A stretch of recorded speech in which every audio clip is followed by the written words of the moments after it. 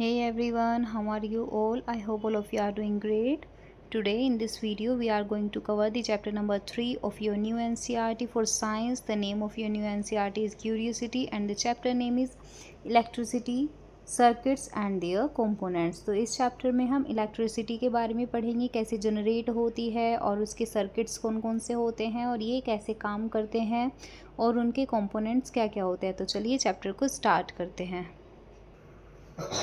Nihal and his classmates were excited for their school trip to the Bhakra Nangal Dam.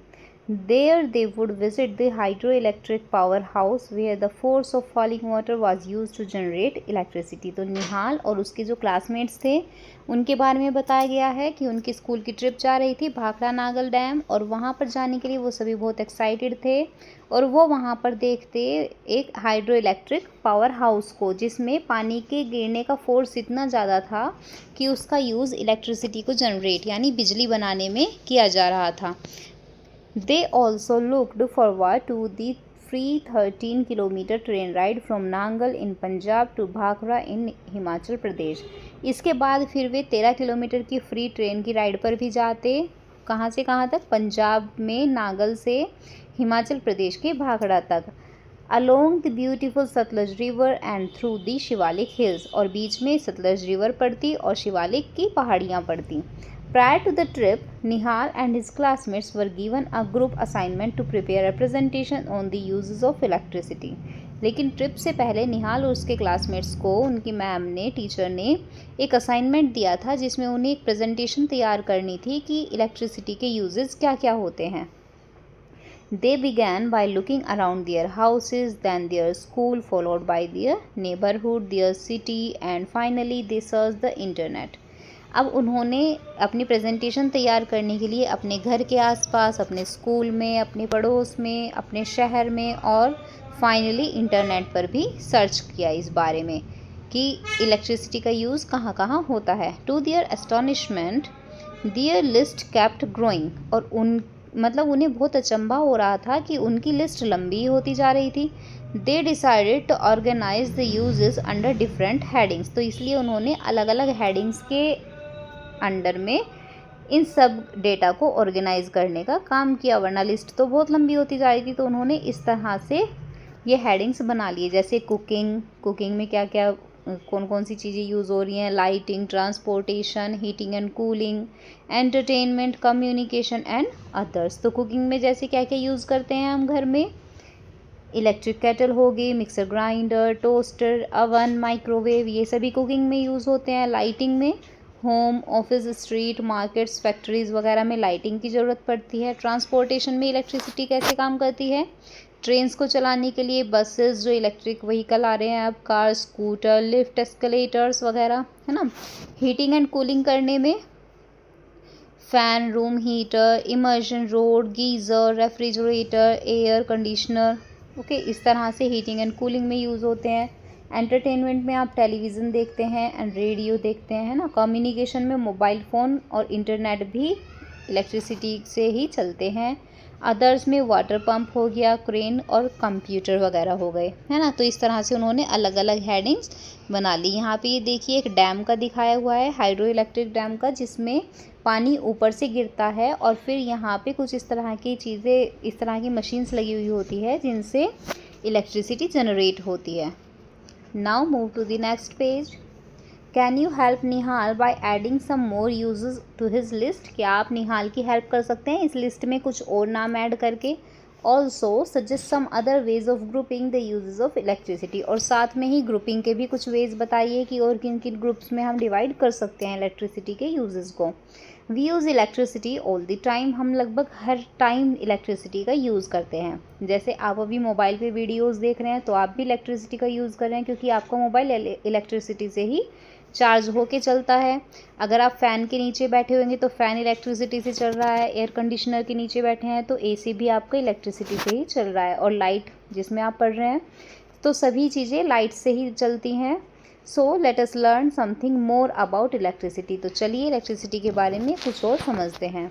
You have learnt earlier that electricity is generated in multiple ways, by windmills, by using wind energy, by solar panels, capturing the sun's energy, by falling water, and by using natural gas or coal in the chapter name Nature's Treasure in the grade 6 science textbook Curiosity। तो आपने इससे पहले भी electricity के बारे में पढ़ा था कि इलेक्ट्रिसिटी कई तरह से जनरेट होती है, जैसे विंड मिल से। और विंड मिल से कैसे होती है? विंड मिल्स जो देखा है आपने, कहीं पे देखा होगा मूवीज़ में, या फिर शायद आपने वैसे भी देखा हो कि बहुत बड़े बड़े ऐसे टावर बना के उनके ऊपर एक फ़ैन लगे रहते हैं, इस तरह से 3 पंखुड़ियों वाले या फिर 4 पंखुड़ियों वाले, और वो घूमते रहते हैं। तो वो हवा का यूज़ करके बिजली जनरेट करते हैं। फिर सोलर पैनल्स तो छतों के ऊपर भी लगे हुए हैं, है ना। इस तरह से वो क्या करते हैं, सन की एनर्जी को अब्जॉर्ब करते हैं और फिर उनसे इलेक्ट्रिसिटी जनरेट होती है। या फिर बाय फॉलिंग वाटर, जैसे अभी हमने हाइड्रो इलेक्ट्रिक डैम के बारे में पढ़ा था, जहाँ पे पानी का यूज़ करके बिजली बनाई जाती है। And by using natural gas और कोल, और या फिर नेचुरल गैस और कोल का यूज़ करके। ये आपने किस चैप्टर में पढ़ा था? जो क्लास 6 की NCERT है क्यूरियोसिटी, उसमें एक चैप्टर था नेचर्स ट्रेजर, उसमें पढ़ा होगा। The electric supply from these sources reaches our home and factories विया वायर्स। और ये जो इलेक्ट्रिक सप्लाई है हमारे घरों तक या फिर फैक्ट्रीज तक कैसे पहुंचती है? वायर्स के थ्रू। वायर्स मीन्स तार। फॉर एग्जाम्पल के लिए, at home we plug in various devices to the electric sockets in the wall. हम घर पे बहुत सारे जो हमारे जितने भी लगभग सभी डिवाइसेस होते हैं, हम उनके इलेक्ट्रिक सॉकेट्स दीवार में लगाते हैं। However, to learn about electricity we will focus on a portable source of electricity that most of us may have use. तो चलिए इलेक्ट्रिसिटी के बारे में जानने के लिए हमें कुछ इस तरह के सोर्स का यूज़ करना पड़ेगा जो कि लगभग हम सभी यूज़ करते हैं। Let us start with its use in a common device like a torch light. तो चलिए एक टॉर्च लाइट से स्टार्ट करते हैं कि टॉर्च लाइट में कैसे ये काम करती है। पहले क्वेश्चन दिया हुआ है, क्वेश्चन मीन्स होता है आपको सावधानी रखनी पड़ेगी। ये इस तरह का साइन जहाँ पे भी होता है इसका मतलब है कि यहाँ पे इलेक्ट्रिसिटी रन है और आपको करंट भी लग सकता है। तो यहाँ पे है the danger signs on electric poles. जितने भी इलेक्ट्रिक पोल्स होते हैं उन पे इस तरह का साइन लगा हुआ होता है ना, या फिर एक ह्यूमन स्कल बना रहता है और उसमें के नीचे डेंजर लिखा हुआ रहता है, इस तरह से होता है ना। And other appliances warn people that electricity can be dangerous if not carefully handled. तो इसका मीन्स क्या होता है कि इलेक्ट्रिसिटी काफ़ी डेंजरस हो सकती है अगर आप इसे सावधानी से यूज़ नहीं करेंगे।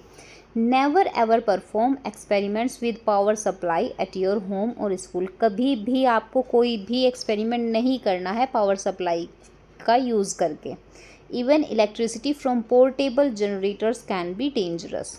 यूज़ ओनली बैटरीज और cells like those in torch lights. तो आपको अगर इलेक्ट्रिसिटी से रिलेटेड एक्टिविटीज़ करनी है तो आपको केवल टॉर्च लाइट में जो बैटरीज लगती है ना, सेल बोलते हैं जिनको, या फिर बैटरीज, केवल उनका यूज़ करना है। आपको कभी भी सॉकेट्स में से डायरेक्ट इलेक्ट्रिसिटी का यूज़ नहीं करना है, या फिर वॉल क्लॉक रेडियोज़ वगैरह में जो सेल लगाए जाते हैं उनका यूज़ आप करके आप इलेक्ट्रिसिटी से रिलेटेड एक्सपेरिमेंट्स कर सकते हैं। अब आगे टॉर्च लाइट के बारे में पढ़ते हैं। टॉर्च लाइट क्या होती है ये देखिए, इधर इमेज में दिखाई हुई है अ टॉर्च लाइट। ऐसी होती है टॉर्च लाइट, शायद आप सभी के पास होगी। You might have used a torch light also called a torch और अ फ्लैश लाइट। इसे टॉर्च या फिर फ्लैश लाइट भी बोलते हैं। तो चलिए एक्सप्लोर करते हैं।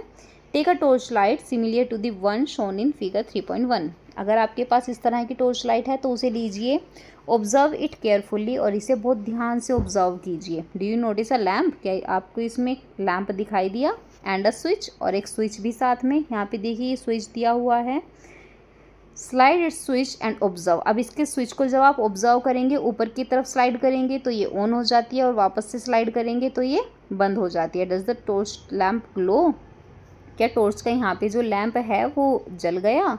Now slide the switch back to its original position and observe the torch lamp. अब वापस से ओरिजिनल पोजिशन में लाइए स्विच को और फिर ऑब्जर्व कीजिए, अब तो बंद हो गया होगा। You might have notice that in the first position of the switch the torch lamp glows and in the other position the lamp does not glow. तो आपने क्या नोटिस किया कि जब हमने स्विच को ऑन किया तो लैम्प ग्लो करने लगा, जल गया, वहाँ से लाइट आने लगी, जबकि वापस जब हमने उस जो इसका स्विच था उसको वापस उसकी पोजीशन पे ही लेके आए पहले वाली पे, तो लाइट आनी बंद हो गई उससे।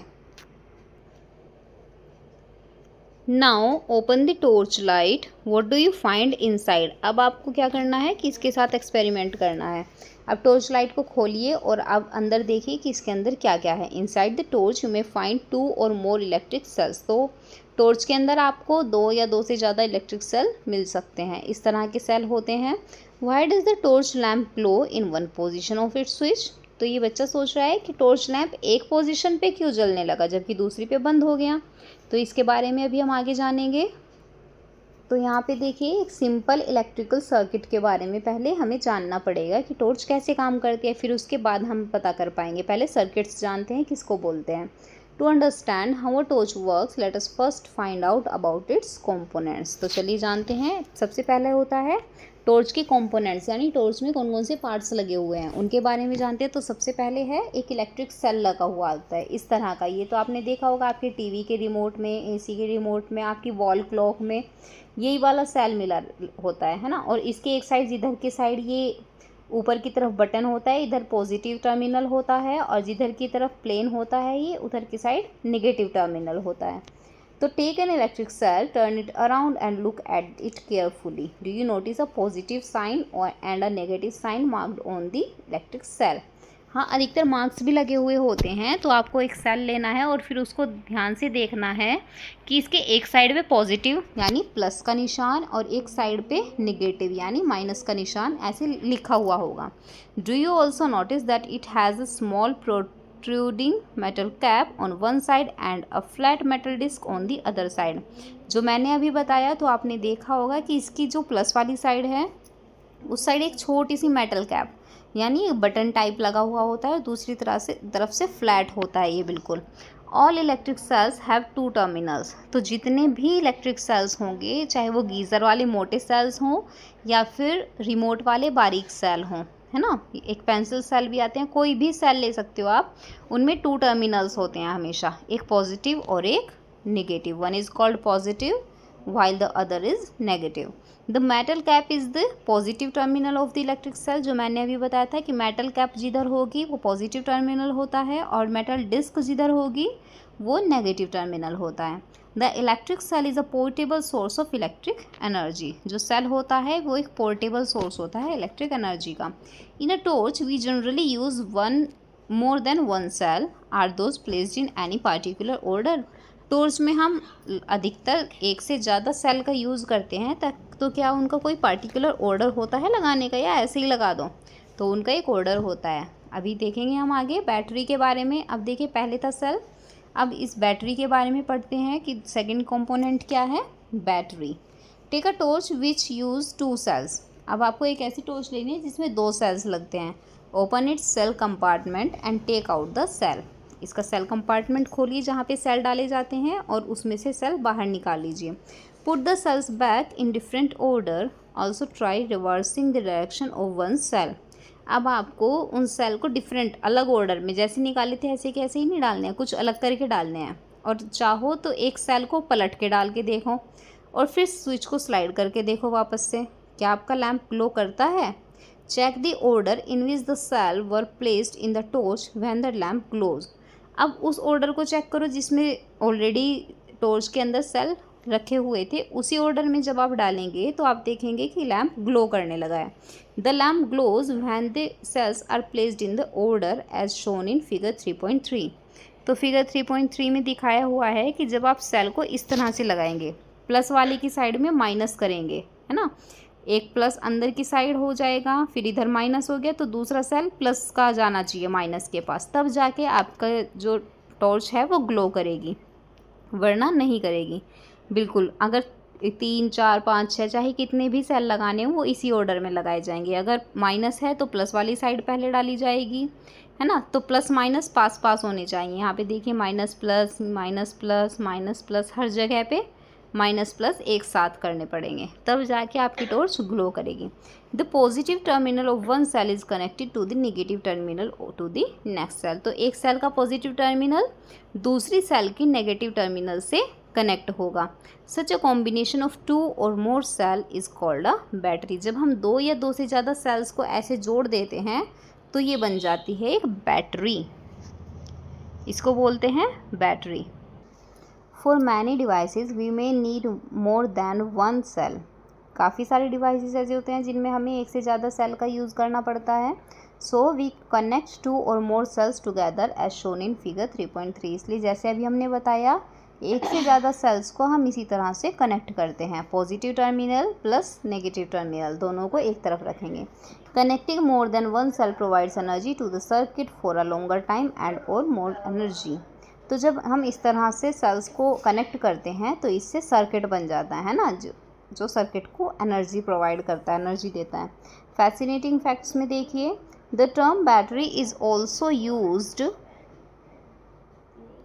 For a single cell. जो बैटरी है, अभी हमने पीछे पढ़ा कि 2 या 2 से ज़्यादा सेल्स को जब हम कनेक्ट करते हैं तो बैटरी बन जाती है। लेकिन सिंगल सेल के लिए भी हम बैटरी का यूज़ करते हैं, लेकिन वो केवल फ़ोन की बैटरी होती है ना। We use the term battery even for the single cell that powers our mobile phone. जो हमारे मोबाइल फ़ोन को पावर देती है उसको हम बैटरी बोलते हैं। अब इलेक्ट्रिक लैम्प है, थर्ड कंपोनेंट उसका, टॉर्च का, इसके बारे में पढ़ते हैं। यहाँ पे ये रहा इलेक्ट्रिक लैम्प। ये देखिए छोटू सा लैम्प यहाँ पे दिया हुआ है, थिक वायर है इसके अंदर। यहाँ पे ये थिक वायर मेटल की वायर बनी हुई होती है, फिलामेंट है, ग्लास का कवर है इसके ऊपर जिसको ग्लास बल्ब बोलते हैं। इसके पार्ट्स यहाँ पे दिया हुआ है, मेटल टिप है नीचे की तरफ, इंसुलेटर भी है और मेटल केस है। अदर टर्मिनल इंसुलेटर सपोर्ट करता है जो इसको, ठीक है। ये सभी इसके पार्ट्स दिखाए हुए हैं यहाँ पे। तो for this activity you will require a torch light with an incandescent lamp, ठीक है। तो इसके लिए हमें एक टॉर्च चाहिए कि जिसमें लाइट बल्ब भी होता है। Many old torch lights still use such lamps. काफ़ी सारी पुरानी जो लाइट्स होती हैं, टॉर्च होती हैं, उनमें इस तरह के सेल आपको आसानी से मिल जाएंगे। With your teacher's help confirm that your torch light uses an incandescent lamp. अपने टीचर से हेल्प लीजिए और कंफर्म कीजिए कि उसमें इस तरह का सेल होना चाहिए, ओके, जो मेटल और ग्लास का बल्ब होता है। Take the torch and examine its lamp. अब टॉर्च लीजिए और इसके लैम्प को एग्जामिन कीजिए। What do you see? Do you notice a thin wire fixed in the middle of the glass bulb? क्या आपको एक वायर दिखी जो कि बिल्कुल ग्लास के बीचों बीच बल्ब को मिडिल में फिक्स किए हुए हैं? Now switch on the torch, which part of the lamp glows? अब जब आप स्विच करके देखेंगे, स्विच ऑन करेंगे टॉर्च को, तो देखिए कि जो टॉर्च है उसका कौन सा पार्ट ग्लो कर रहा है। वो केवल ये वाला पार्ट ग्लो करेगा, बीच में ये वाला जो पार्ट होगा यहाँ पर, ये वाला। The thin wire inside the glass bulb of the lamp glows. जो लैम्प के अंदर थिन वायर है, बारीक सी वायर है, केवल वो ग्लो करती है।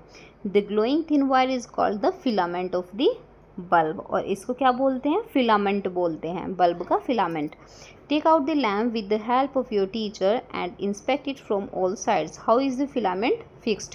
अभी इस बल्ब को बाहर निकालिए और इसे चारों तरफ से एग्जामिन कीजिए और देखिए कि ये फिलामेंट इसमें फिक्स कैसे हुआ है। देखिए ये यहाँ पे फिगर नंबर बी देखिए, यहाँ पे ये दिखाया हुआ है कि फिलामेंट कैसे सेट हुआ है। एक तरफ से इधर जा रहा है जबकि दूसरी तरफ से मेटल टिप में पहुँच रहा है ना। The filament is attached to 2 thicker wires that support it. यहाँ पे देखिए फिगर 3.4a में दिखाया हुआ है कि जो फिलामेंट है वो यहाँ पे एक मोटी वायर से अटैच हुआ है। 1 thick wire connects to the metal case at the lamp's base. और इनमें से एक मोटी वायर लैम्प के बेस तक मेटल केस में पहुँच रही है। While the other connects to the metal tip at the centre of the base. जबकि दूसरी सेंटर में, बेस के सेंटर में पहुँच रही है। These form the 2 terminals of the lamp। और इनसे ही लैम्प के 2 टर्मिनल्स बन जाते हैं। And are fixed in a way that they do not touch each other। और इन्हें इस तरह से फिक्स किया जाता है कि एक दूसरे को टच नहीं कर पाए। In such incandescent lamps, the filament gets hot and glow to produce light। और इस तरह के लैम्प्स में जो फिलामेंट होता है वो गर्म होता है और उससे लाइट निकलना स्टार्ट हो जाती है। Now, however, my torch has a different kind of lamp। मेरी टॉर्च में तो दूसरी तरह का लैम्प है। In fact, it cannot be taken out of the torch as it is fixed in it. मेरी टॉर्च में तो इस तरह का बल्ब भी नहीं है, ये तो उसमें बिल्कुल फिक्स है। तो इसकी टॉर्च देखते हैं अभी कैसी होगी।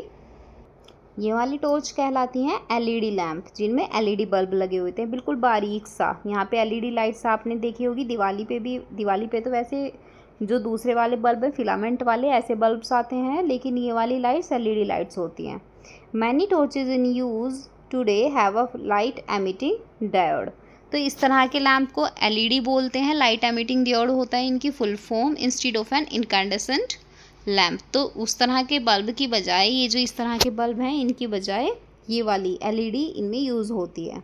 एक्टिविटी 3.5 करेंगे, लेट अस ऑब्जर्व में। ये देखिए, ये दिवाली पे लाइटिंग में यूज़ होती है ना इस तरह की लाइट्स, कलर्ड लाइट्स होती हैं। Take an LED of any colour, किसी भी कलर की एक एलईडी लीजिए and observe do you see any filament inside, क्या आपको इनमें कोई फिलामेंट दिखाई दिया। Notice the length of 2 wires attach to the LED.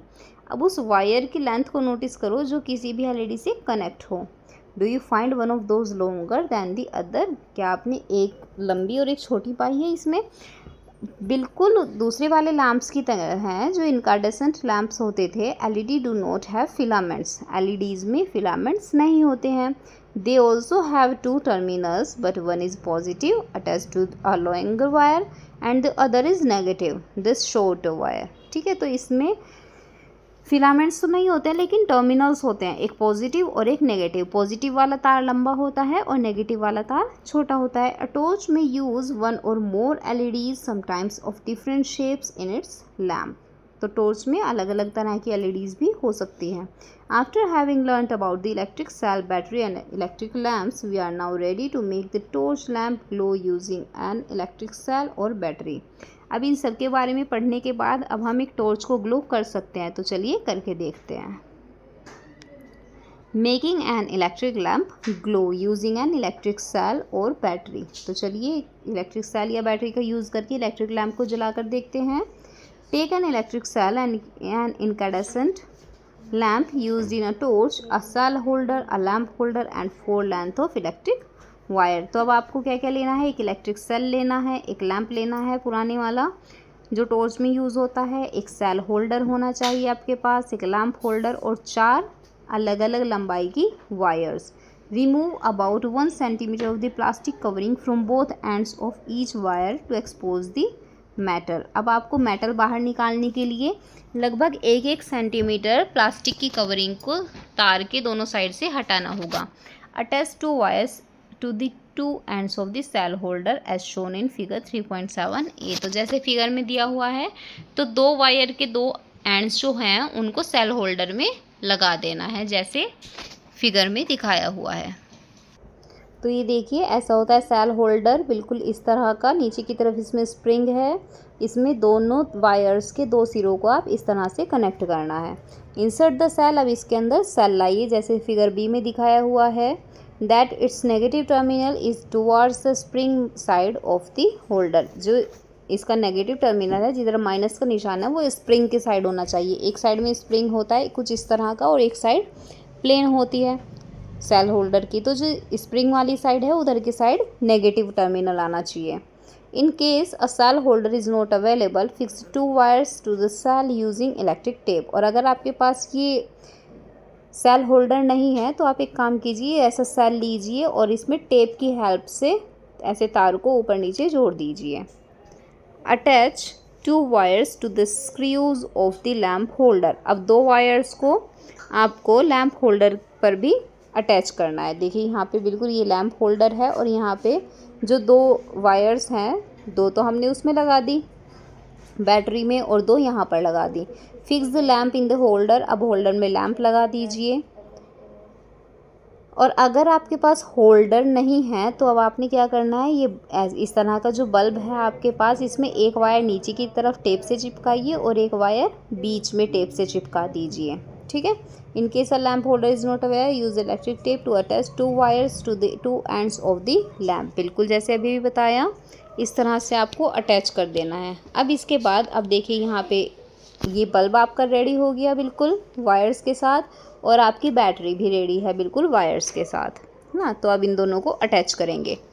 Now we are ready to connect the cell to the lamp to make it glow. और अब हम cell को लैम्प से कनेक्ट कर देंगे जिससे ये जल जाएगा। We will conduct this activity in 2 parts. अब 2 पार्ट्स में करेंगे, पहले प्रेडिक्शन करेंगे और फिर ऑब्जर्वेशन। बिल्कुल जैसे पुराने चैप्टर्स में किया था। प्रेडिक्शन मतलब हम अंदाज़ा लगाएंगे कि ये जलेगा या नहीं जलेगा, और ऑब्जर्वेशन मीन्स बिल्कुल चेक करके बताना है विद प्रूफ कि हाँ ये जल रहा है या नहीं जल रहा है।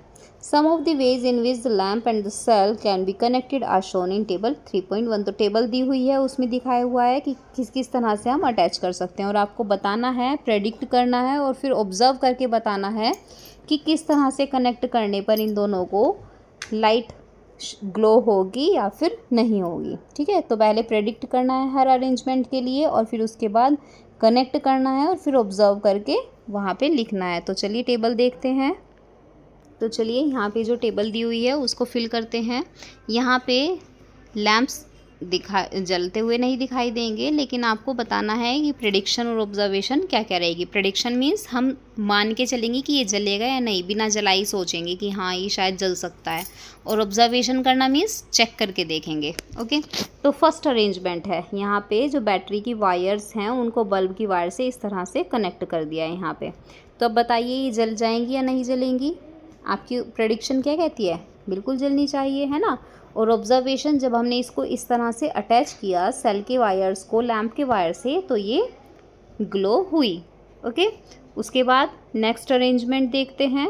यहाँ पे देखिए नेक्स्ट अरेंजमेंट है, यहाँ पे ये बैटरी है और ये लैम्प है ना।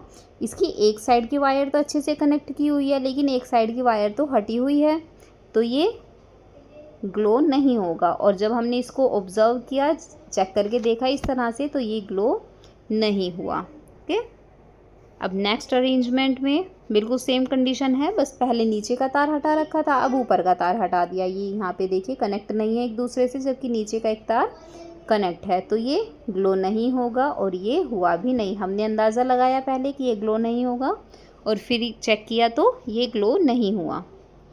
अब फोर्थ अरेंजमेंट देखिए, यहाँ पे जो सेल है हमारे उसके 2 वायर्स, एक ये रहा, और बल्ब के दोनों वायर्स को इधर जोड़ दिया, है ना। तो ये भी गलत अरेंजमेंट हो गया, क्योंकि दोनों वायर्स को या तो इसमें जोड़ना था, एक को इसमें जोड़ना था, इसीलिए तो 2-2 थे। तो ये भी हमने सोचा कि ये ग्लो नहीं होगा, और जब चेक किया तो ये ग्लो नहीं हुआ।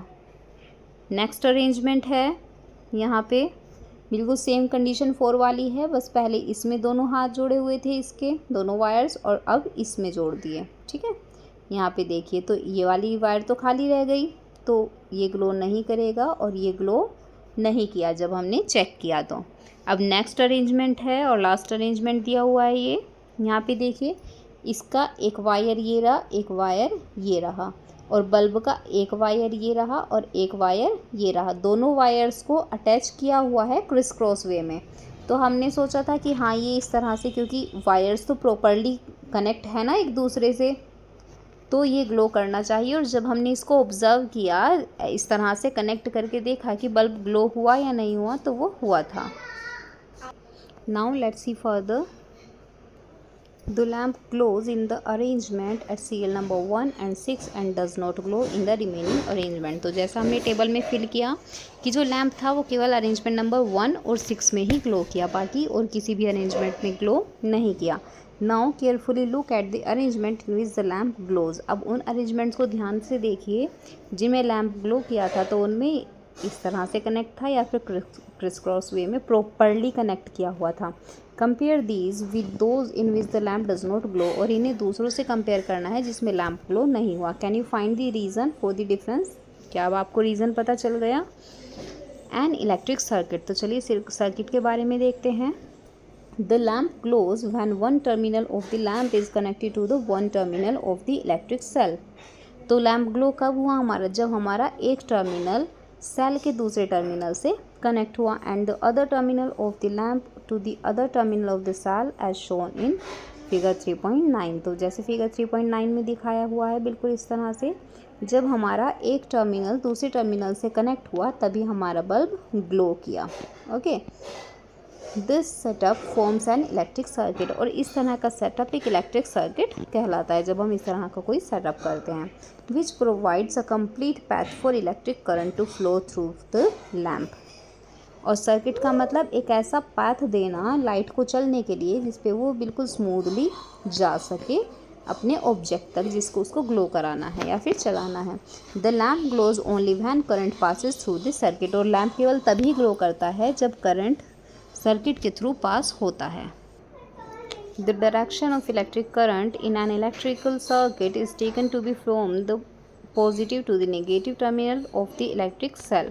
तो डायरेक्शन जो होती है वो पॉजिटिव से नेगेटिव की साइड जाती है। When the terminals of the lamp are connected with those of the electric cell by wires, the current passes through the filament of the incandescent lamp and makes it glow। तो जब भी terminals connected होते हैं आपस में और electric cell से wires के थ्रू, तो करंट जाता है फिलामेंट में और जिससे बल्ब ग्लो होने लग जाता है। With an incandescent lamp it does not matter which of its terminal connects to the positive और negative terminal of this cell. जब इस तरह की सेल की हम बात करते हैं, इस तरह के लैम्प की, तो उससे फ़र्क नहीं पड़ता कि कौन सा पॉजिटिव से कनेक्ट है कौन सा नेगेटिव से, बस कनेक्ट होना चाहिए, एक फ्लो मिलना चाहिए। The lamp will glow as long as the circuit is complete and current flows through the filament. और लैम्प तब तक ग्लो करता रहेगा जब तक कि सर्किट हमारा कंप्लीट है और करंट फ्लो होता रहा है। फैसिनेटिंग फैक्ट्स में देखते हैं। Sometimes an incandescent lamp does not glow even when connected to a cell। कभी कभी ये वाले बल्ब तब भी नहीं जलते जब वो सेल से कनेक्टेड होते हैं। We say the lamp has fused usually due to a broken filament, और हम बोलते हैं कि लैम्प जो है वो फ्यूज़ हो गया है और वजह है कि इसका फिलामेंट ब्रेक हो गया है, टूट गया है। A broken filament stops the flow of current preventing the lamp from glowing। और जब फिलामेंट ब्रोक हो जाता है, टूट जाता है, तो जिससे करंट का जो फ्लो है वो रुक जाता है, जिससे लैम्प ग्लो करना बंद कर जाता है। तो let us now try to make an LED glow. तो चलिए, अभी तक तो हमने इनकार्डेसेंट लैम्प को जलाने की कोशिश की थी, अब एक एलईडी को ग्लो करने की ट्राई करते हैं। एक्टिविटी 3.7 दी हुई है, let us experiment. Take 2 electric cell, an LED of any color, a cell holder that can fit 2 cells and 2 length of electric wire।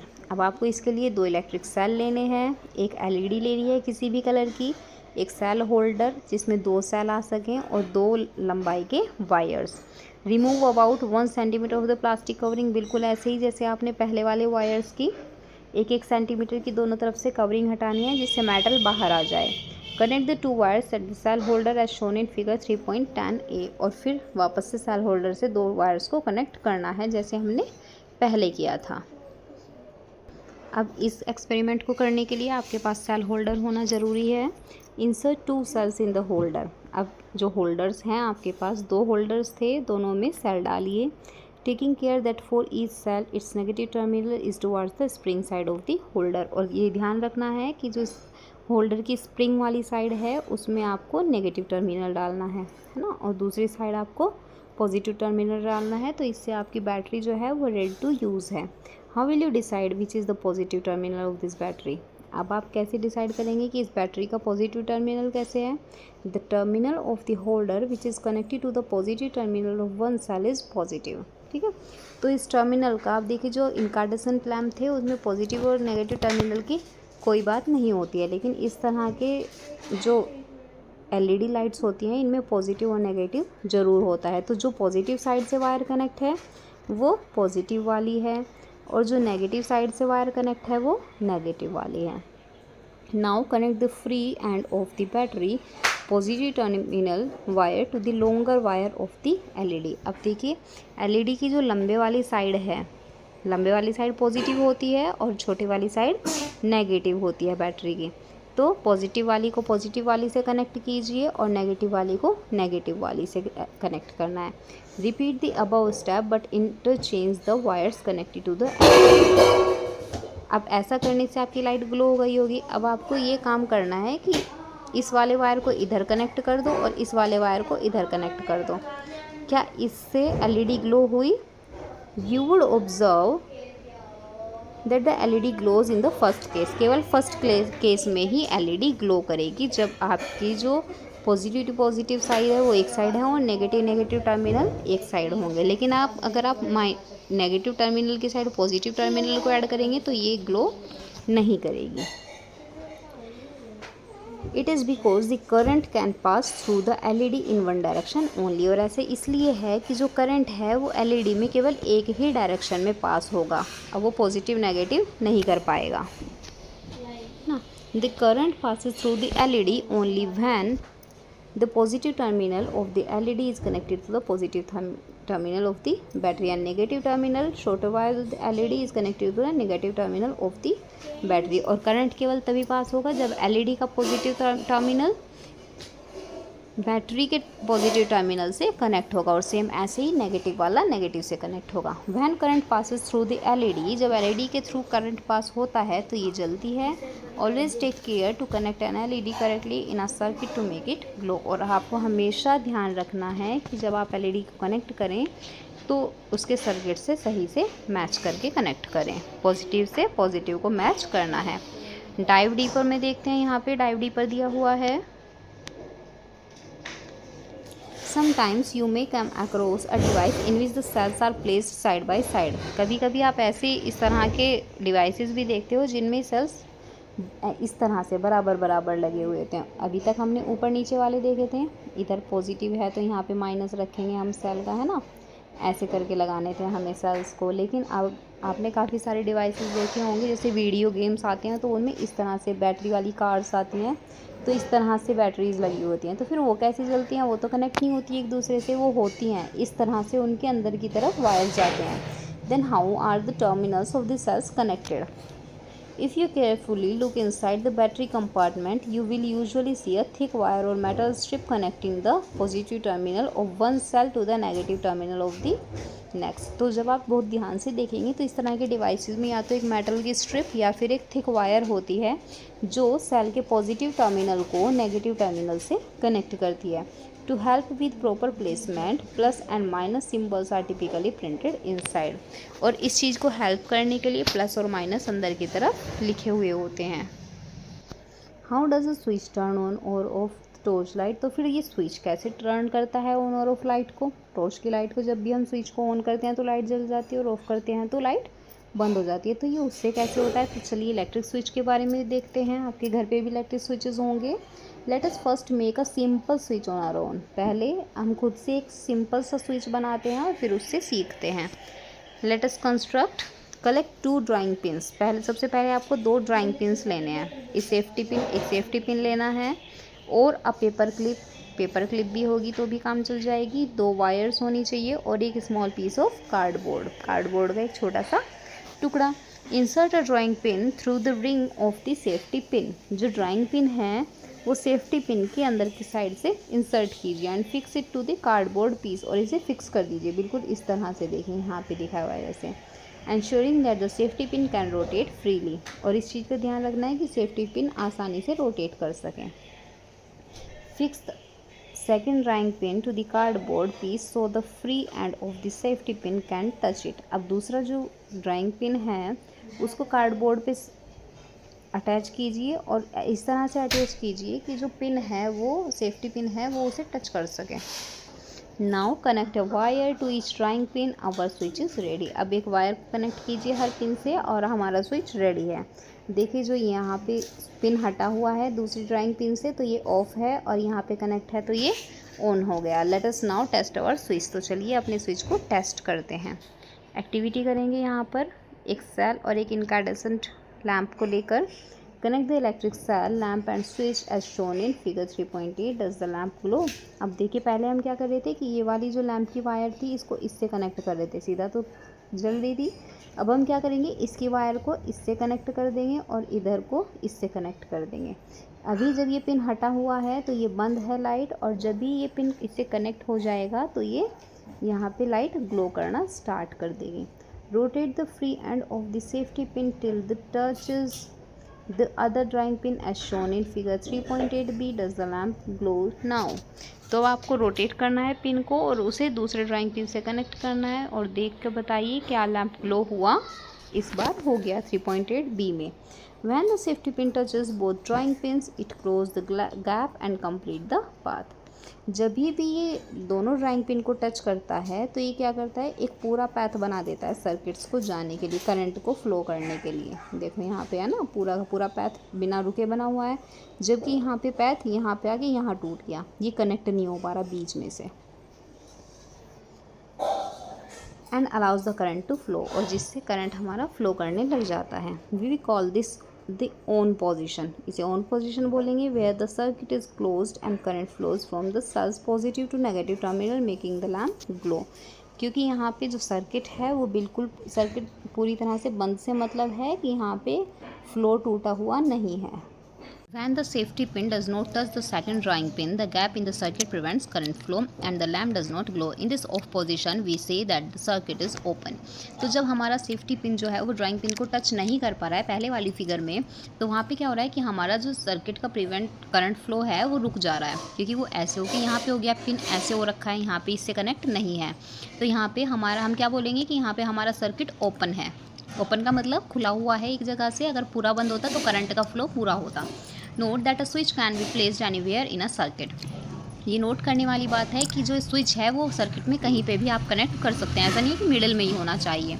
A switch is a simple device that either completes और breaks a circuit. Switch एक simple सा device होता है जो या तो पूरे circuit को कंप्लीट करता है या फिर उसे ओपन कर देता है। The switches used for lights and other devices at home work the same way though they are designed differently. Switches जो होते हैं वो घरों में लाइट्स के लिए या फिर दूसरे डिवाइसेस के लिए यूज़ होते हैं।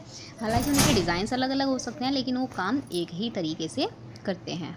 Now let's move further. यहाँ पे दिया हुआ है सर्किट डायग्राम्स, तो अब हम सर्किट डायग्राम्स के बारे में देखेंगे। Can we represent the circuits in a simple manner, क्या हम सर्किट्स को सिंपल मैनर में भी रिप्रेजेंट कर सकते हैं? तो यहाँ पे देखिए, इलेक्ट्रिकल सर्किट जो होता है उसके बहुत सारे कंपोनेंट्स पड़े, जैसे सेल हो गया, फिर बैटरीज, फिर बल्ब होता है, फिर वायर होती है ना, इस तरह से काफ़ी सारी चीज़ें पढ़ी हमने। तो अब हम उनके सिंबल्स देखेंगे कि हम उन्हें सिंपली कैसे रिप्रेजेंट कर सकते हैं। तो the various component of N electrical circuit can be represented by symbols shown in table 3.2। तो यहाँ पे ये टेबल दी हुई है, इसमें जिस तरह से दिखाया हुआ है इस तरह से हम इनको रिप्रेजेंट कर सकते हैं। तो सबसे पहले देखिए इलेक्ट्रिक सेल। तो जब आप इलेक्ट्रिक सेल को देखेंगे तो इधर यहाँ पे पॉजिटिव टर्मिनल है इसका, इधर नेगेटिव टर्मिनल है। तो पॉजिटिव टर्मिनल के लिए लंबी लाइन होती है और नेगेटिव टर्मिनल के लिए छोटी लाइन होती है, ओके, शॉर्ट लाइन होती है। तो ये इधर फ्लो हो जा रहा है और यहाँ पे ये पॉजिटिव टर्मिनल है और इधर नेगेटिव टर्मिनल है, ओके। नेक्स्ट देखिए बैटरी। बैटरी कैसे अटैच होती है? जब हम एक नेगेटिव टर्मिनल को पॉजिटिव टर्मिनल से ऐड करते हैं, है ना, तब बैटरी का फ्लो बनता है। अगर पॉजिटिव एक साइड होंगे तो बैटरी का फ्लो नहीं बनेगा, करंट का फ्लो। तो बैटरी बनाने के लिए हम क्या करेंगे, ये यहाँ से इधर फ्लो चल रहा है तो पहले हम पॉजिटिव वाला है, अगर यहाँ पे ये पॉजिटिव है तो इसके बराबर में नेगेटिव वाला लगाएंगे, ओके। फिर यहाँ से वापस से फ्लो चला, फिर से पॉजिटिव आएगा क्योंकि नेगेटिव तो हमने इधर लगा दिया इस वाले सेल का, तो पॉजिटिव यहाँ आएगा, फिर से इसके बराबर में फिर से नेगेटिव लग जाएगा और इस तरह से ये चलता रहेगा फ्लो, ओके। तो ये वाली जो सिंबल है ये इस तरह से बना हुआ है। अब इलेक्ट्रिक लैम्प का देखिए, इलेक्ट्रिक लैम्प में क्या होता है कि हम उसके फिलामेंट में वायर्स लगाते हैं, तो बिल्कुल इसी तरह से यहाँ पे ये देखिए, यहाँ पे ये इसकी बेस है बल्ब का और यहाँ पे इसी तरह से ये वायर्स लगी हुई हैं। नेक्स्ट एलईडी में क्या होता है? एलईडी में क्या होता है, जो बड़े वाला तार होता है वो पॉजिटिव टर्मिनल और छोटे वाला तार जो होता है वो नेगेटिव टर्मिनल होता है। तो इसका स्विच, इसका सिंबल जो बनाएंगे वो हम इस तरह से बनाएंगे। जब हम स्विच ऑन वाली पोजीशन देखते हैं तो क्या होता है कि हमारा जो पिन है या फिर जो मेटल का डिटेक्टर होता है वो अटैच होता है दूसरी साइड से भी, है ना। तो इसी तरह से यहाँ पे करंट का फ्लो पूरा बना हुआ है एक जगह से दूसरी जगह तक, और जबकि स्विच ऑफ पोजीशन में करंट का फ्लो टूट जाता है, तो ये यहाँ से हट गया और फिर यहाँ तक नहीं जुड़ पा रहा है, इस वजह से स्विच ऑफ हो जाता है और हमारी जो ऑब्जेक्ट होता है वो बंद हो जाता है चलना। अब वायर के लिए क्या सिंबल यूज़ होता है? वायर तो सिंपल होती है, तो सिंपल एक वायर का निशान बना देंगे हम इसके लिए, okay. Now in this symbol for an electric cell, जो इलेक्ट्रिक सेल के लिए जो हमने सिंबल देखा है उसमें the long line represent the positive terminal. जो मैंने अभी बताया कि जो लॉन्ग लाइन होती है वो पॉजिटिव टर्मिनल को बताती है और जो शॉर्ट लाइन होती है वो नेगेटिव टर्मिनल को रिप्रेजेंट करती है। ये चीज़ यहाँ पे लिखी हुई है। Now move to the next page.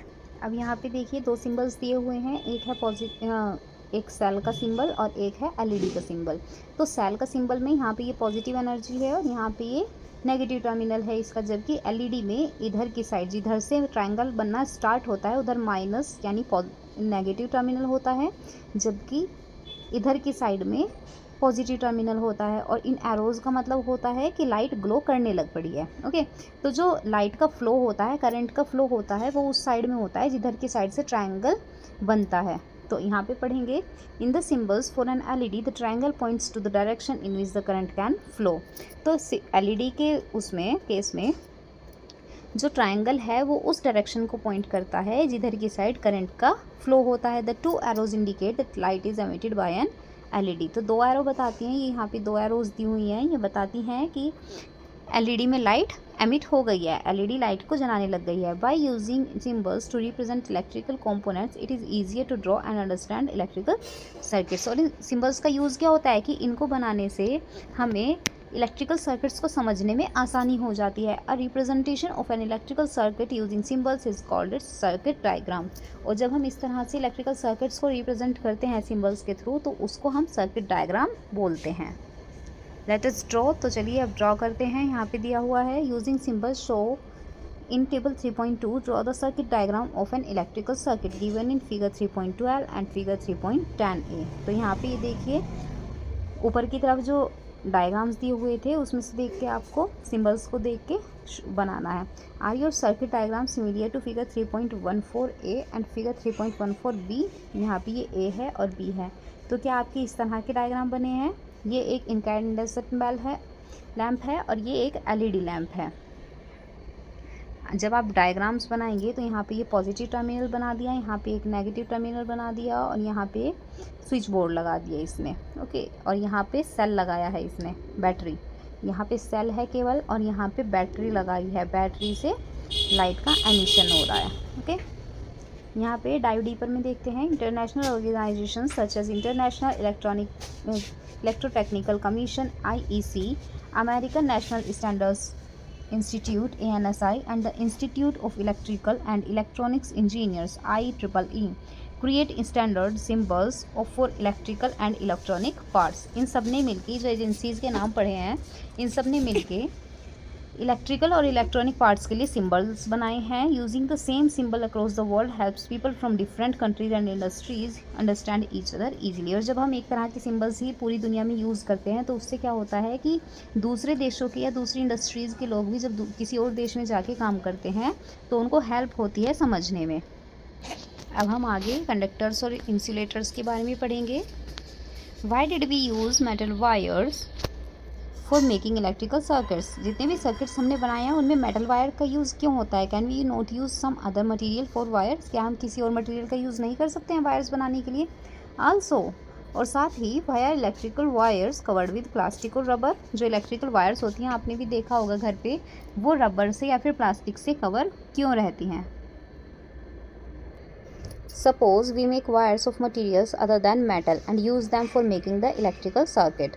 Do you think the electrical circuit will pass through those materials in such a circuit? तो आप सपोज़ करिए कि हम मटेरियल्स मेटल के अलावा किसी और मटेरियल की वायर्स बनाते हैं और फिर उनको इलेक्ट्रिकल सर्किट में यूज़ करते हैं, तो आपको क्या लगता है कि करंट का फ्लो होगा या नहीं होगा? अब अगर आप वुड को लेकर उसकी वायर्स बनाने लग जाएंगे बारीक बारीक छील कर, तो फिर उससे तो नहीं होगा करंट का फ्लो। तो चलिए इसके बारे में ही जानेंगे आगे। Let us identify. Connect an electric cell and a lamp while leaving the two ends of a wire free as shown in figure 3.15a। तो जैसे इसमें दिखा है कि एक सेल को और एक लैंप को, बल्ब को कनेक्ट करना है और इसके 2 सिरे खुले छोड़ देने हैं। Touch the two free ends of the wires momentarily। और तभी की तभी आपको क्या करना है कि इन दोनों को टच करके देखना है, एक दूसरे से टच कर दीजिए। अगर लैंप ग्लो होता है, अगर हाँ, तो हमारा टेस्टर रेडी है। इससे हम चेक कर सकते हैं कि कौन कौन सी चीज़ों से हमारी लाइट ग्लो हो सकती है और किस किस से नहीं हो सकती। We can use this tester to identify the materials through which electric current passes. तो इससे हम आइडेंटिफाई कर पाएंगे कि किस किस मटीरियल के थ्रू कौन से मेटल्स ऐसे हैं जिनसे करंट पास हो रहा है। अब देखो, जैसे ये 2 एंड्स हमने खुले छोड़े थे, अब यहाँ पे बीच में स्पून रखी है ना, तो एक स्पून का एक सिरा इधर लगाया, एक सिरा इधर लगा दिया इस पर, तो इससे ये करंट करंट का जो सर्किट है हमारा वो क्लोज हो गया, तो इससे करंट का फ्लो पूरा होने लगा, है ना। तो अगर ये बल्ब जला तो यानी कि इस मटेरियल से हम वायर्स बना सकते हैं, और अगर ये नहीं जला तो यानी कि ये मटेरियल से हम वायर नहीं बना पाएंगे। Collect objects of different materials, अलग अलग मटेरियल्स के अब ऑब्जेक्ट्स इकट्ठे कीजिए, जैसे स्पून, कॉइन, कॉक, rubber, glass, keys, pins, plastic scale, wooden block, aluminium foil, candle, sewing needle, cardboard paper and pencil lead. इन सबको आपने इकट्ठा करना है और फिर इन सबको यहाँ पे स्पून की जगह रख के चेक करना है हर तरफ से। Okay, one by one touch the free ends of the tester's wire to both ends of each object you have collected. और फिर एक एक करके आपको सबको ऐसे ही टेस्ट करना है। Make sure the wires don't touch each other, बस इतना ध्यान रखना है कि वायर्स एक दूसरे को टच ना करें। और क्या ये सब करने से लैंप हर बार ग्लो हो रहा था? तो अपनी ऑब्जर्वेशंस को आपको टेबल 3.3 में लिखना है। आइडेंटिफाइंग कंडक्टर्स एंड इंसुलेटर्स, तो यहाँ पे हम कंडक्टर्स और इंसुलेटर्स के बारे में पढ़ रहे हैं। अब देखिए जैसे, तो अब यहाँ पे इस टेबल को देखिए, इसमें हमें क्या करना है, यहाँ पे ऑब्जेक्ट्स दिए हुए हैं, हमने स्पून की जगह इस पे स्टिक रखी, स्केल रखी, बैंगल रखी, ठीक है, ये सब चीज़ें रखी। और मटेरियल्स लिखा हुआ है कि ये किस किस मटेरियल से बने हुए हैं। स्टिक किस मटेरियल की बनी हुई थी? वुड की, स्केल प्लास्टिक की, बैंगल ग्लास की, इस तरह से लिखा हुआ है। लैम्प ग्लोज, यस या नो, यहाँ पे यस या नो लिखना है। मैं यस के लिए राइट लगाऊंगी और नो के लिए रॉन्ग लगाऊंगी। और कंक्लूजन लिखना है कि वो कंडक्टर है या इंसुलेटर है। अभी आपने कंडक्टर इंसुलेटर के बारे में नहीं पढ़ा है, लेकिन मैं एक शॉर्ट फॉर्म में बता देती हूँ। कंडक्टर उसको बोलते हैं जिससे करंट पास हो जाता है ना। जब किसी मटेरियल के थ्रू हमारा करंट पास होकर बल्ब ग्लो करने लग जाएगा, बल्ब जल जाएगा, तो उसको कंडक्टर बोलते हैं। Okay, good conductor of electricity होते हैं वो, और इंसुलेटर होते हैं जिनके थ्रू हमारा बल्ब ग्लो नहीं होता, यानी करंट का फ्री फ्लो नहीं हो पाता है, उनको इंसुलेटर बोलते हैं। तो जिन चीज़ों से हमारा बल्ब जलेगा वो कंडक्टर्स होंगे, और जिन चीज़ों से हमारा बल्ब नहीं जलेगा वो इंसुलेटर होंगे। तो कंडक्टर के लिए सी लिखूंगी, इंसुलेटर के लिए आई लिखूंगी। आप कंप्लीट खुद से कर सकते हैं इसको। ओके, तो स्टिक देखिए, जब यहाँ पे हम स्टिक का यूज़ करते हैं जो वुड की बनी हुई है, तो लैंप ग्लो किया या नहीं? यहाँ पे नहीं किया, तो यानी कि स्टिक क्या है? तो स्टिक क्या हो गई, या फिर वुड क्या हो गया? इंसुलेटर हो गया, क्योंकि इसके थ्रू करंट का फ्लो नहीं हो रहा है। जिनके थ्रू करंट का फ्लो नहीं होता उन्हें इंसुलेटर, और जिनसे करंट का फ्लो पूरा बना रहेगा तो उनको कंडक्टर बोलते हैं। अब स्केल लिया हमने, स्पून की जगह पे रखा, वो प्लास्टिक का था, तो इससे लैंप ग्लो हुआ या नहीं? नहीं ग्लो हुआ। ओके, नहीं ग्लो होगा, तो प्लास्टिक भी क्या है? इंसुलेटर है। बैंगल ग्लास की बनी हुई थी, इससे लैंप ग्लो हुआ? नहीं हुआ, ये भी इंसुलेटर है। पेपर स्ट्रिप, पेपर की एक स्ट्रिप थी जो पेपर की बनी हुई थी, उससे लैंप ग्लो होगा या नहीं होगा? नहीं होगा, उससे भी करंट का फ्लो नहीं होता है, तो ये भी इंसुलेटर है। कैंडल थी अब वैक्स की, इससे हमारा लैंप का ग्लो होगा या नहीं होगा? तो वैक्स से जब हम देखेंगे तो वैक्स से भी नहीं होगा, ये भी इंसुलेटर है। की जो होती है वो मेटल की बनी हुई है, और मेटल से हमारा लैंप ग्लो करेगा, तो ये कंडक्टर हो गया। ओके, कंडक्टर के थ्रू हमारा जो करंट का फ्लो है वो कंप्लीट रहता है, जिससे लैंप ग्लो कर जाता है। इरेज़र रबर की बनी हुई होती है, और रबर भी इंसुलेटर होता है, उससे भी करंट का फ्लो नहीं होता है। ऐसे ही आपको 2-3 चीज़ें और लिखनी है, अपने आसपास ढूंढ के आप उनसे लिख सकते हैं कि उनसे करंट का फ्लो होगा या नहीं होगा, और वो इंसुलेटर हैं या फिर कंडक्टर हैं। अब देखो, इंसुलेटर क्या होते हैं? कंडक्टर से करंट का फ्लो होता है, और इंसुलेटर का हम यूज़ करते हैं जिससे हमें करंट ना लगे। तो इसी वजह से जो हमारी वायर होती है, कॉपर वायर, कॉपर मेटल होता है, मेटल के ऊपर रबर या फिर प्लास्टिक की कोटिंग होती है, जिससे करंट नहीं लगता, क्योंकि रबर या प्लास्टिक जो होती है वो इंसुलेटर्स होते हैं, और उन्हें कंडक्टर के ऊपर चढ़ाकर फिर हम वायर का यूज़ करते हैं। Okay, analyse your observations, did the lamp glow for all materials. अब अपनी ऑब्जर्वेशन को एनालाइज कीजिए कि क्या लैम्प सभी चीज़ों के लिए जला। The lamp glows for some materials only, केवल कुछ मटेरियल्स पे ही लैम्प ग्लो हुआ। This means that electric current can pass easily through some materials but not through others. तो इससे हमें पता चलता है कि जो करंट होता है वो कुछ ही मटेरियल्स होते हैं जिससे अच्छे से फ़्लो कर पाता है, बाकी मटेरियल्स से फ़्लो नहीं कर पाता है। और इसी वजह से जो इस मटेरियल से हमारी वायर्स बनी हुई होती हैं उनसे करंट फ्लो हो पाता है। The materials through which electric current can flow easily are called good conductors और कंडक्टर्स ऑफ इलेक्ट्रिसिटी। तो जिन मटेरियल्स के थ्रू इलेक्ट्रिक करंट जो है वो उसका फ्लो इजीली हो पा रहा है, उनको गुड कंडक्टर्स या फिर कंडक्टर्स ऑफ इलेक्ट्रिसिटी बोलते हैं। The materials through which current can not pass through are called insulators, और ऐसी मटेरियल जिनसे करंट पास नहीं होता है उनको इंसुलेटर्स बोलते हैं और पुअर कंडक्टर्स ऑफ इलेक्ट्रिसिटी बोलते हैं। Based on the observations you have recorded in table 3.3, conclude which material are conductors of electricity and which are insulators. Note in table 3.3 वो तो हमने पहले ही फिल कर दिया है कि कौन कौन से कंडक्टर्स जो हैं, कौन सी मटेरियल्स कंडक्टर्स हैं और कौन से इंसुलेटर्स हैं। तो आपके कंक्लूजन के हिसाब से you have realise that metals are conductors of electricity. तो इससे आपको पता चला कि जो मेटल्स होते हैं वो तो कंडक्टर्स होते हैं और इसी वजह से उनका यूज़ वायर्स को बनाने में किया जाता है। ओके, डाइव डीपर में देखते हैं। डाइव डीपर में है, अब यहाँ पे मेटल्स बताए हुए हैं, silver, copper and gold are the best electrical conductors. Best electrical conductors में कौन कौन आता है, यानी कि जिनसे करंट का फ्लो बहुत इजीली होता है, अच्छे से होता है, उनमें कौन कौन आता है, सिल्वर, कॉपर और gold. However, for making electrical wires, mainly copper is used due to its comparatively lower cost and abundant supply.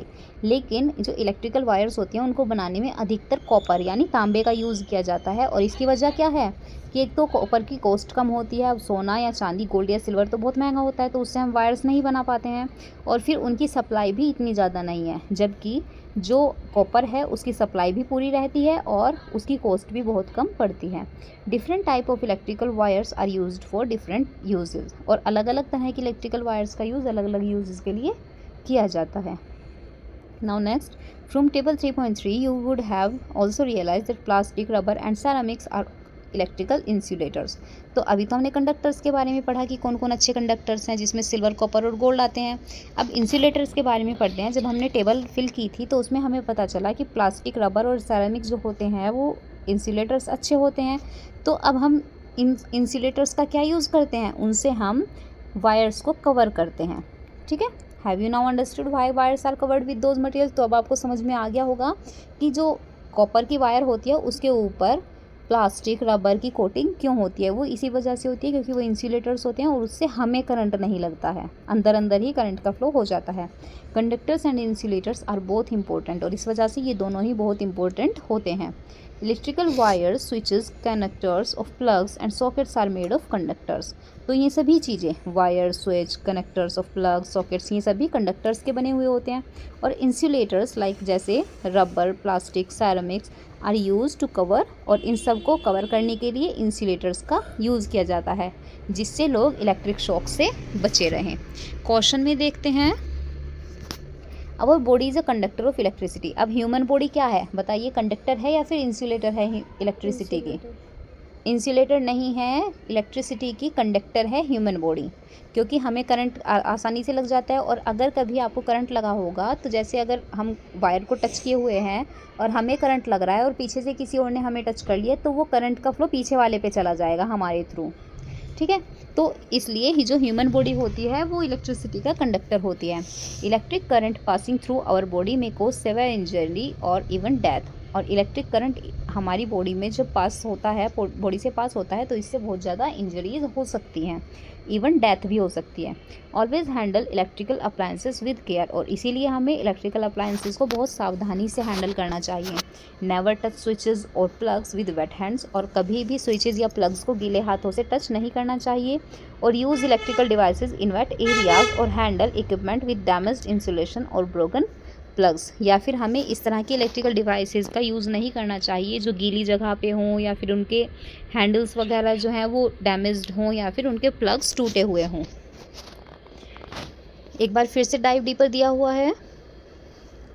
Have you ever wondered how the electricity from a cell और battery is different from the electricity coming from a wall socket? क्या आपने सोचा है कभी कि एक cell की electricity और एक सॉकेट से आने वाली इलेक्ट्रिसिटी में क्या अंतर होता है?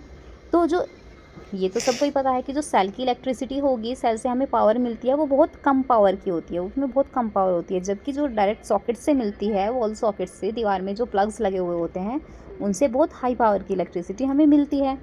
ठीक है, तो और उसको जो वैसे भी जो बैटरी वाला करंट होता है उसको डीसी बोलते हैं, और उससे हमें ज़्यादा करंट नहीं लगता, हल्की फुल्की सी झंझनाहट हो सकती है बस, उससे करंट नहीं लगता है। लेकिन जो सॉकेट वाली इलेक्ट्रिसिटी होती है उसको एसी बोलते हैं, अल्टरनेटिंग करंट बोलते हैं। ओके, तो electricity from batteries usually powers small devices and is of a type called direct current, DC. ठीक है, तो अभी जो बताया बैटरीज से जो इलेक्ट्रिसिटी मिलती है वो डीसी करंट की होती है, इन कंट्रास्ट, जबकि इसके विपरीत, the electricity from power plants that come to the wall socket is known as alternating current AC and can run larger appliances.